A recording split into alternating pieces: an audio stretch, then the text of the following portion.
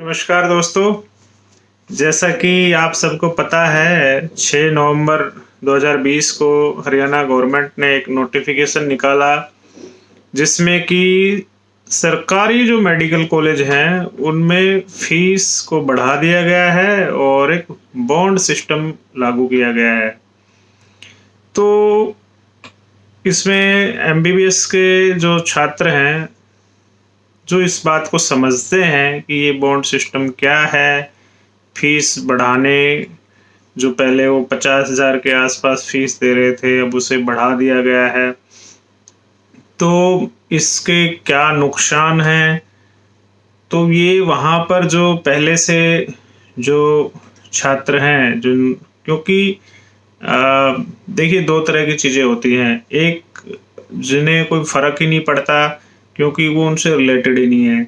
एक वो होते हैं जिन्होंने एक अच्छी चीज़ देखी है और जब कोई चीज़ खराब होती है तो उन्हें उसके जो नुकसान है उसका अंदाज़ा होता है।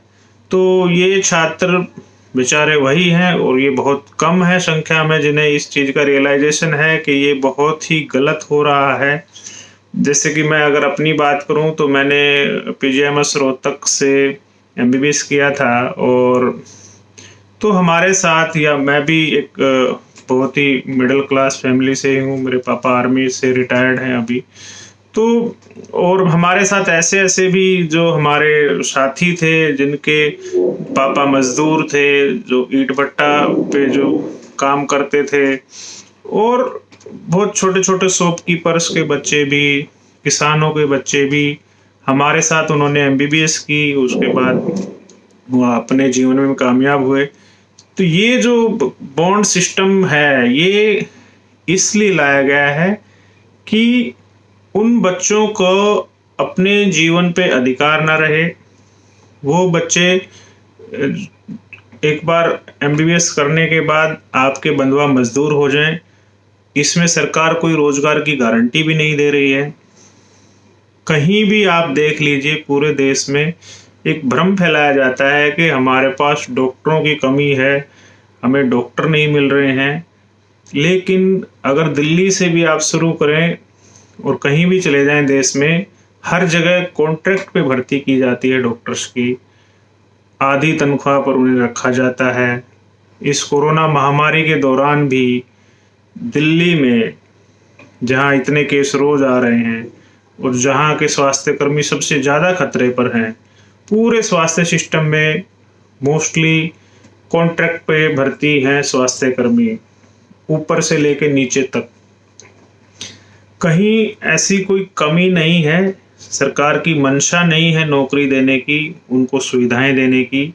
इस वजह से सरकार चाहती है कि एक बॉन्ड सिस्टम हो जाए जिसमें आप एमबीबीएस करने के बाद अपने जीवन में आप एमडी करना चाहते हैं, आप आईएएस बनना चाहते हैं, आप कोई दूसरे क्षेत्र में जाना चाहते हैं, तो अगर आप गरीब परिवार के बच्चे हैं तो आपके पास कोई अधिकार नहीं रहेगा। जैसे कि जो बंधुआ मजदूर होते हैं उनके जीवन पर उनका कोई हक नहीं होता है। उनके मालिक जो उन्हें कहेंगे उन्हें वही करना होगा। जहाँ जिस हालत में रखेंगे, 1 टाइम खाना देंगे कि 2 टाइम देंगे, खाने में कुछ भी नहीं देंगे, तो वो ऐसे ही उस हालात में इन्हें इस बॉन्ड सिस्टम से बांधे जाने की कोशिश की जा रही है। ये एक जो जनता की जो भावनाएं हैं, डॉक्टर्स के जो खिलाफ रहती है जनता, उसी का फायदा उठाया जा रहा है। और जहां साफ साफ इसमें जो बच्चे लड़के लड़कियां एमबीबीएस कर रहे हैं अभी रोहतक से या दूसरे मेडिकल कॉलेज से, उनके जीवन पर इसका बहुत ज्यादा असर नहीं पड़ने वाला है। लेकिन जो लोग नीट क्वालिफाई हुए हैं अभी, बहुत अच्छे उन्होंने रैंक पाए हैं। पीजीआईएमएस रोहतक एक बहुत अच्छा कॉलेज है जहां पर जैसे मैं कहूँ कि बहुत नामी कॉलेजेस में आता है, टॉप 20 में इसका नाम है। लेकिन लोग अब इस बॉन्ड सिस्टम के कारण उस कॉलेज से दूर भाग रहे हैं। तो जो ये कोशिश की जा रही है, अगर आपके पास पैसे हैं तो आप शिक्षा को खरीद सकते हैं।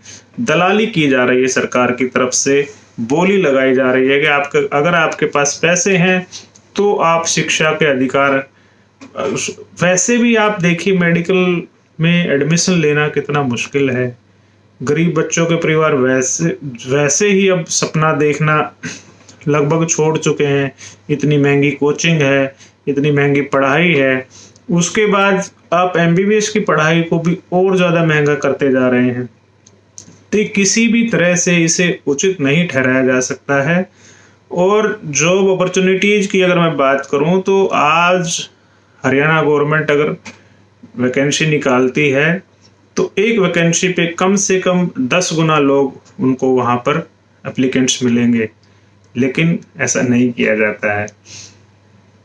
एक झूठी जो है वो बनाई जाती है, सुविधाएं जो सरकारी स्वास्थ्य सिस्टम में वो नहीं दी जाती हैं। आप आईएएस होता है या कोई दूसरे सरकारी अधिकारी होते हैं, वहाँ पर उनके रहने की, उनके बच्चों के पढ़ने की, वो सब सारी सुविधाओं का ख्याल रखा जाता है। लेकिन डॉक्टर्स को, आप सरकारी डॉक्टर्स को इन सब सुविधाओं का कोई ख्याल नहीं रखा जाता है। इस वजह से वो लोग इतनी मेहनत करने के बाद बिना सुविधाएं वाले स्वास्थ्य केंद्रों में काम नहीं कर पाते हैं। फिर भी लोग, क्योंकि देश में बेरोजगारी इतनी है, फिर भी लोग एक की जगह पर 10-10 आपको एप्लीकेंट्स मिलेंगे। तो ये बॉन्ड सिस्टम करके उन्हीं को जो है दूर किया जा रहा है। और प्राइवेट कॉलेज में बल्कि सस्ती हो गई है इसके हिसाब से जो नया रेगुलेशन आया है। तो मेरे ख्याल से पूरे प्रदेशवासियों को और पूरे देशवासियों को इसका विरोध करना चाहिए। और मैं ये एज एक कॉमन अवेयर सिटीजन के तौर पर आप सबसे विनती कर रहा हूँ कि ये उन बच्चों का पर्सनल इंटरेस्ट नहीं है, उन्हें किसी को नेता नहीं बनना है, हमें किसी को नेता नहीं बनना है। ये आपके और हमारे जो फ्यूचर है उसके साथ खिलवाड़ हो रहा है, उससे बचने के लिए हमें ये करना जरूरी है। तो आप सब इस मुहिम में इन बच्चों का साथ दें।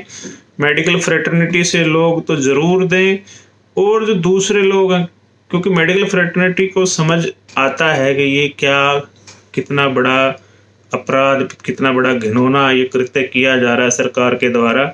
उन्हें ये समझना चाहिए कि उनके कॉलेज को, मैं चाहूँगा कि जो हरियाणा के जो मेडिकल कॉलेजेस हैं उनके एलुमनाई एसोसिएशंस हैं, तो उन्हें इसका पुरजोर विरोध करना चाहिए। नीति निर्माताओं को कुछ भी करने की छूट नहीं दी जानी चाहिए, कोर्ट्स को इंटरवीन करना चाहिए। ह्यूमन राइट्स का इसमें सीधा सीधा वायलेशन है कि आप इतनी फीस बढ़ा दो और फिर इतनी महंगी फीस, इतना सिर पर कर्ज का बोझ रख के कौन, और उसके बाद आप जॉब की गारंटी नहीं दे रहे हो, तो फिर आप कहते हो कि मेडिकल प्रोफेशन ये सर्विस, ये सेवा है। कैसे हो पाएगा ये सब? ऑलरेडी इतना मेंटली स्ट्रेस्ड रहते हैं मेडिकल स्टूडेंट्स जो हैं, उनकी पढ़ाई इतनी मुश्किल होती है, ऊपर से आप ये सब फाइनेंशियल बर्डन उन पर बढ़ा रहे हैं। उनकी डिग्रियां एमडी करना, एमएस करना, फिर डीएम करना, एमसीएच करना, कितने साल लग जाते हैं ये सब करने में और एस्टेब्लिश होने में। उस पे आप ऐसी नीति बना रहे हैं, इसका कहीं से भी कोई भी लॉजिक नहीं है इसके पीछे। सिर्फ और सिर्फ अपने बैंकों को, अब देखिए इसमें बॉन्ड मांग रहा है, श्योरिटी मांगी जा रही है माता पिता की, गार्जियंस की। एक एमबीबीएस जिसने एंट्रेंस क्रैक किया है, जिसने इतने अच्छे नंबर लाया है बच्चा, उससे अब उसका एडमिशन किसी ऐसे उसके भरोसे हो गया, कोई उसकी श्योरिटी देगा तभी उसका एडमिशन होगा। कितने शर्म की बात है। मुझे बहुत दुख हो रहा है ये जानकर कि मेरे कॉलेज पीजीएमएस रोहतक हरियाणा में ये किया जा रहा है। और क्योंकि बच्चे मजबूर होते हैं, या तो वो एडमिशन छोड़ देंगे या फिर आप 1 करोड़ भी कहोगे तो भी बेचारा जो है, जिसने इतने दिन तैयारी की है, मेहनत की है, वो उसे अगर वो सीट मिल रही है तो वो बेचारा लेगा। उसके बाद क्या होगा फ्यूचर में, उसको वो कहाँ तक खींच पाएगा, नहीं खींच पाएगा, उसके बारे में अनजान होते हुए भी उनमें वो परिवार, वो डॉक्टर बनने का सपना उनका कितनी मुश्किल से वहाँ तक पहुँचे हैं, उसको पैसे से, उस कर्ज के बोझ से सरकार तोड़ना चाहती है। एक गरीब आदमी, एक फौजी अपने बच्चे को, एक पुलिस वाला सिपाही अपने बच्चे को, एक क्लर्क, एक किसान, एक मजदूर अपने बच्चे को डॉक्टर बनाने का सपना कभी नहीं देख पाएगा। हम सबको, सरकार को ये बताना चाहिए कि ये बहुत गलत है और ये नहीं होना चाहिए। Thank you.